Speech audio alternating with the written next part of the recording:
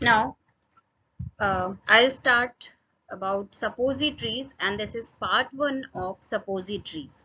Suppositories are a dosage form, and this topic is included in General Pharmacy Pharmaceutics first semester. It is a part of your GPAT syllabus also. This is the content of suppositories relevant for your syllabus.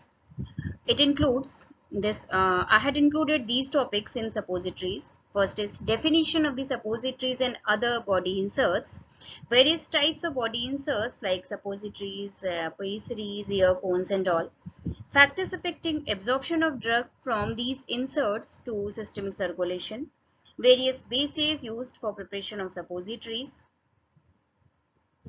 Preparation method for suppositories, evaluation, various parameters, evaluatory parameters of suppositories, its packaging and storage, and at the last, various questions in MCQ format for competitive exams.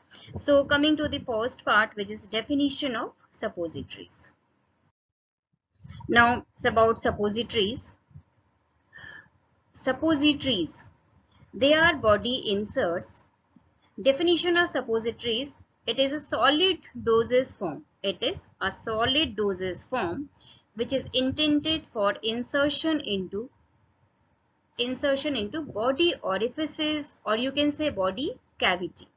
जब हम suppository को body के orifice या body की cavity में डालने के लिए किसी सॉलिड डोसेज फॉर्म को बना रहे हैं, that dosage form are called suppositories. जैसे ही हम उसको बॉडी की कैविटी में इंसर्ट करते हैं, cavity may be rectum, may be vagina, may be other body cavities like nasal area or ear which is open to the environment. जैसे ही हम उस सपोजिटरी को बॉडी कैविटी में इंसर्ट करते हैं, क्या एक्सपेक्ट कर रहे हैं? इट विल मेल्ट, वहां पर वो मेल्ट हो बॉडी टेम्परेचर पर, थोड़ा सॉफ्ट हो, इट विल सॉफ्टन, और जो भी उसमें इंग्रेडिएंट प्रेजेंट है that has to be dissolve and exert either local और systemic action. Once I am again repeating, suppositories एक सॉलिड डोसेज फॉर्म है जिसको कि हम बॉडी कैविटी में इंसर्ट करते हैं. कहाँ इंसर्ट कर रहे हैं? बॉडी की ऑरिफिस में, जितने भी बॉडी के छेद हैं या पोर्स हैं जो ओपन एनवायरमेंट, हमारी एनवायरमेंट में ओपन हो रहे हैं.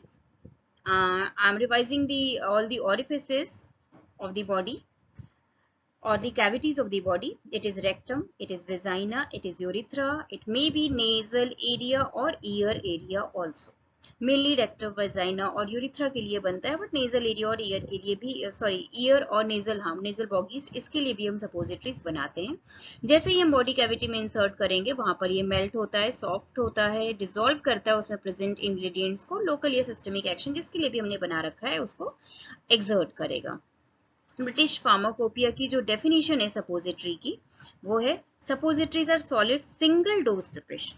सिंगल डोज प्रिपरेशन का मतलब है कि हम इसको तोड़ के नहीं यूज करते हैं. पूरी की पूरी डोज एक सपोजिटरी में प्रेजेंट है, उसको तोड़ के या क्रश करके या हाफ 1/4 पोर्शन में यूज नहीं करना है. It is single dose preparation.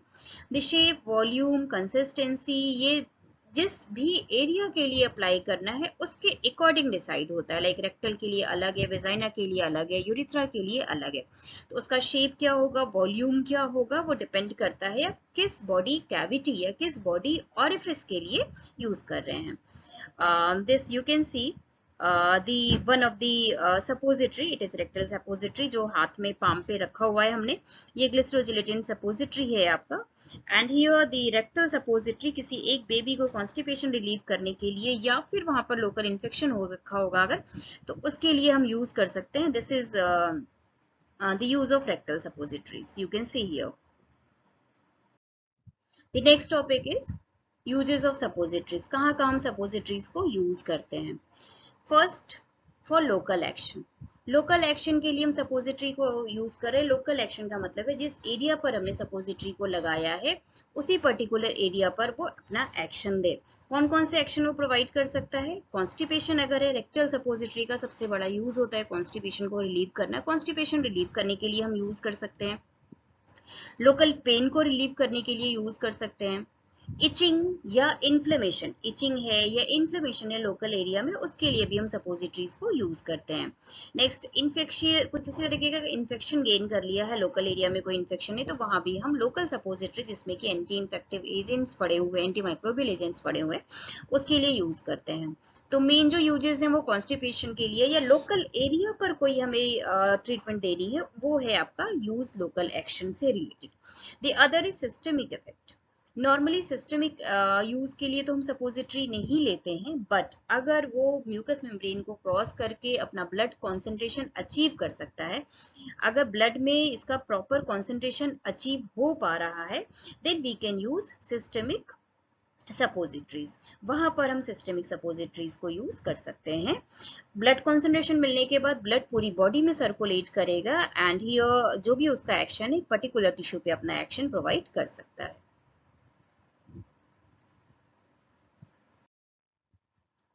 Now various types of suppositories. I had explained few types of suppositories. The first one is rectal suppository. ये जो types हैं वो depend करता है body की किस cavity पे insert कर रहे हैं। Rectal suppositories को हम body के rectum में insert करते हैं। Vaginal suppositories इनका दूसरा नाम है पेसरी, इसको पेसरी भी बोलते हैं। इसको body की विजाइना में इंसर्ट कर रहे हैं। अगर हम बॉडी की विजाइना में इंसर्ट करते हैं तो वो आपका विजाइनल सपोजिटरी हो गया। रेक्टम में इंसर्ट कर रहे हैं तो then it is rectal suppositories.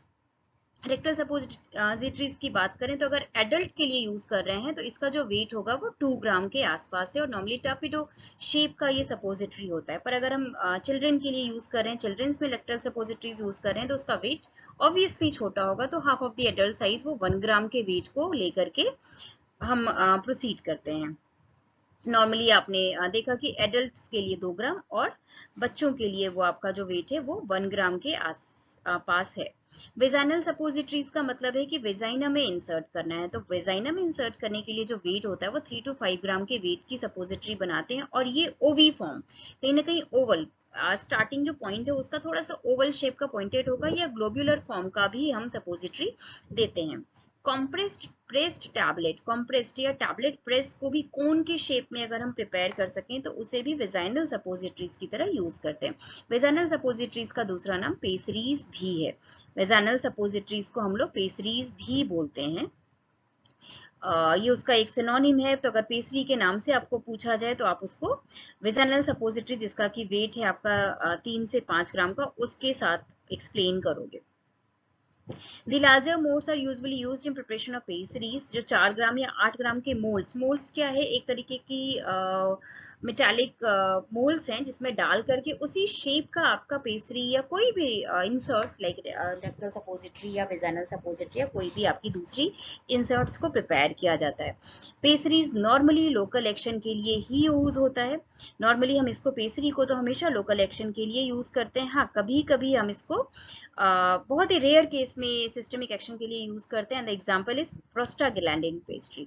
Prostaglandin pastry को सिस्टमिक इफेक्ट के लिए भी यूज किया जाता है। कॉमन इंग्रेडिएंट, जो पेस्ट्री में कॉमन इंग्रेडिएंट लोकल एक्शन के लिए डालते हैं, इट में बी एंटीसेप्टिक। एंटीसेप्टिक का मतलब है लोकल एरिया में अगर कोई इन्फेक्शन है उसको आगे ग्रोथ ना होने दे या उस इन्फेक्शियस एजेंट को किल कर सके। कॉन्ट्रासेप्टिव एजेंट वेजाइनल एरिया है तो अगर बेबी नहीं चाहिए उस केस में एज एन कॉन्ट्रासेप्टिव एजेंट उसमें पेस्ट्री में इंक्लूड करके वेजाइनल एरिया में इंसर्ट करने के लिए भी देते हैं, जो कॉन्ट्रासेप्शन प्रोवाइड करता है। लोकल एनेस्थेटिक, सपोज कोई लोकल एरिया में पेन है या छोटी मोटी सर्जरी हमें करनी है या कुछ माइनर एनेस्थेटिक इफेक्ट देना है तो लोकल एनेस्थीशिया भी पेस्ट्रीज में इंक्लूड करके देते हैं। टेस्ट कुछ इन्फेक्शियस एजेंट, ट्राइकोमल इन्फेक्शन है या बैक्टीरियल इन्फेक्शन है या मोनीलियल इन्फेक्शन है, उसके लिए भी हम पेस्ट्रीज या सपोजिटरीज को यूज करते हैं।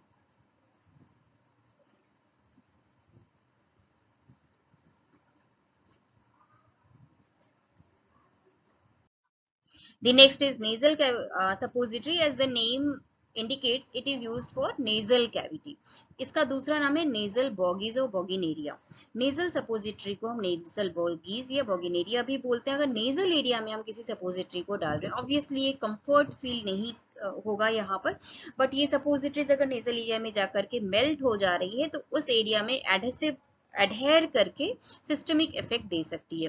ग्लिसरोजिलेटिन सपोजिटरी ही नॉर्मली नेजल बॉगीज को बनाने के काम आता है और इसका जो वेट है वो 1 ग्राम, लेंथ 9 to 10 सेंटीमीटर तक होगा। 1 ग्राम का ही नेजल बॉडी का वेट रखते हैं, बहुत ज्यादा वेट हम नहीं रख सकते हैं। और 9 to 10 सेंटीमीटर एक लंबी सी पतली सी शेप की, सिलिंड्रिकल शेप की नेजल बॉगीज प्रिपेयर की जाती है। The next is urethral suppository, जिसको कि यूरिथ्रल एरिया में, यूरिथ्रल कैविटी में इंसर्ट करने के लिए डाल रहे हैं। इसको बॉगीज बोलते हैं। नॉर्मली पेंसिल की शेप की ये सपोजिटरी होती है। The weight is around 4 grams and उसकी जो लेंथ है वो 100 to 150 मिलीमीटर्स की होगी। फीमेल्स में अगर डालना है तो 2 ग्राम का आपका साइज हो तो वेट होता है and it may reach up to 60 to 75 millimetres in length. Ear cone, जिसको ऑरिनेरिया बोल रहे हैं, ईयर कोन इसका दूसरा नाम ऑरिनेरिया है। ये ईयर की कैविटी में इंसर्ट करने के लिए यूज होता है एंड ऑब्वियसली ईयर में रेयरली यूज होता है। इसको हम तब डालते हैं अगर सर्जरी के लिए सपोज ईयर ओपन है, एक्सीडेंट हो गया, ईयर ओपन है, तो वहां पे इन्फेक्शन वगैरह ना हो, ईयर कोन्स यूज कर सकते हैं। और theobroma oil is the main base which is used to prepare aurinarias या ईयर कोन। यूरिथ्रल बॉगी जिसमें बनता है उसी में हम ईयर कोन को प्रिपेयर करते हैं।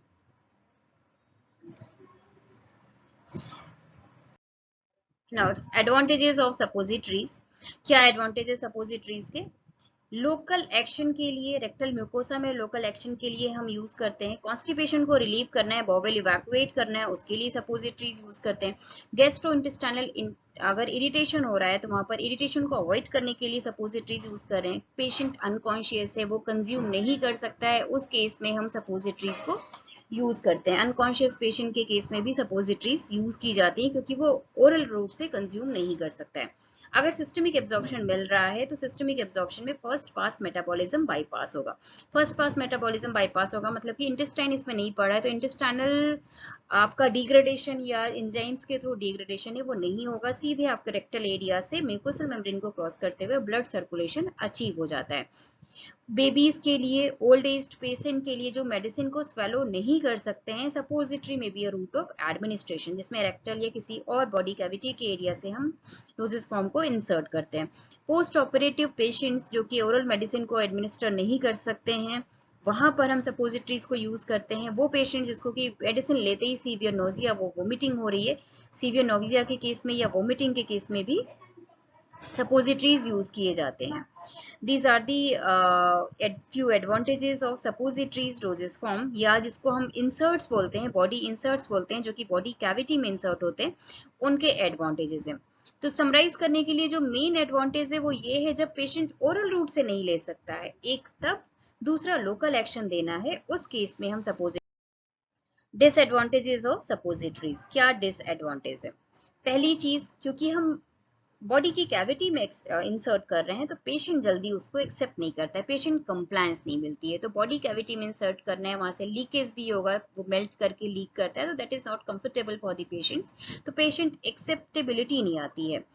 और डायरिया अगर है, सपोज हमने रेक्टल सपोजिटरी डाला हो, पेशेंट को जो पहले से सफर कर रहा है वो डायरिया से सफर कर रहा है, तो वहां पर हम रेक्टल सपोजिटरीज को यूज नहीं कर सकते हैं।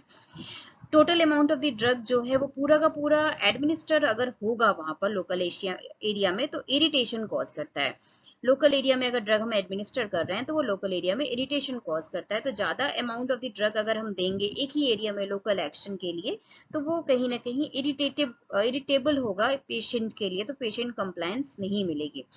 और इनकम्प्लीट एब्जॉर्प्शन की वजह से आपका जो ड्रग पड़ी हुई है वो कुछ उसका परसेंटेज मिसयूज होता है, बिना यूज हुए वो वापस बॉवेल से वापस बॉडी के एरिया के बाहर चला जाएगा। तो इनकम्प्लीट एब्जॉर्प्शन की वजह से भी बहुत सारी फ्रैक्शन, आपकी ड्रग फ्रैक्शन यूज नहीं हो पाती है। These are the disadvantages of suppositories. Suppositories के डिसएडवांटेजेस हैं जिससे कि अगर डायरिया है पेशेंट को वहां पर यूज नहीं कर सकते हैं, लोकल एक्शन के लिए ज्यादा मेडिसिन देनी पड़ती है तो इरिटेशन होगा, पेशेंट एक्सेप्टेबिलिटी कम होती है और कुछ पोर्शन ऑफ द ड्रग आपका बिना यूज हुए बाहर निकल जाता है। Now the second last slide of today is what are the ideal base characteristics. Ideal base characteristics में पहला जो पॉइंट है वो बॉडी टेम्परेचर तो 37 डिग्री सेंटीग्रेड पर उस पर मेल्ट हो और जो भी हमने उसमें ड्रग रखी है वो डिसॉल्व हो सके। बॉडी एरिया के लिए नॉन टॉक्सिक होना चाहिए, नॉन इरिटेंट होना चाहिए, कॉम्पैटिबल होना चाहिए, किसी तरीके का इरिटेशन कॉज ना करे। जो भी बेस दे रहे हैं वो उसमें प्रेजेंट मेडिकामेंट के साथ भी कॉम्पैटिबिलिटी दे। मेडिसिन जो पड़ी हैं वो मेल्ट होने के साथ साथ बेस से बाहर रिलीज होकर लोकल एक्शन के लिए रेडी रहे, लोकल एरिया में जाकर के अपना एक्शन परफॉर्म करें। जिस भी मोल्ड को हम यूज कर रहे हैं वहां पर वो इजीली मोल्डेबल हो। मोल्ड जो यूज कर रहे हैं उसमें वो उस शेप को गेन कर ले। कहीं हम ओवी फॉर्म बना रहे हैं, कहीं कोनिकल या सिलिंड्रिकल बना रहे हैं, वो उस मोल्ड के शेप को गेन करे और उसमें चिपके ना, एडहेयर ना करे। ग्रीस नॉर्मली यूज करते हैं, ग्रीसिंग एजेंट यूज करते हैं, ऑयल्स या वैक्सेस वो ग्रीसिंग एजेंट का काम करते हैं, उस मोल्ड से वो इजिली रिमूव कर सके, हम एक टेक्सचर उसका प्रॉपर एलिगेंट टेक्सचर मिले। स्टेबल हो, हीट सेंसिटिव ना हो, बॉडी टेम्परेचर पर ही मेल्ट करे, उससे कम टेम्परेचर पे मेल्टिंग ना मिले, इजी टू हैंडल हो, और जो भी उसकी शेल्फ लाइफ है उस एरिया तक अगर हम स्टोर कर रहे हैं, it has to be stable. So these are the ideal characteristics of suppository bases. Now it's all about the first part of suppositories. I'll show you other section in next part. Thank you all. If you have any query related to the topic, you can contact to PharmaCat with given number provided on the slide or with the email IDs. Thank you all.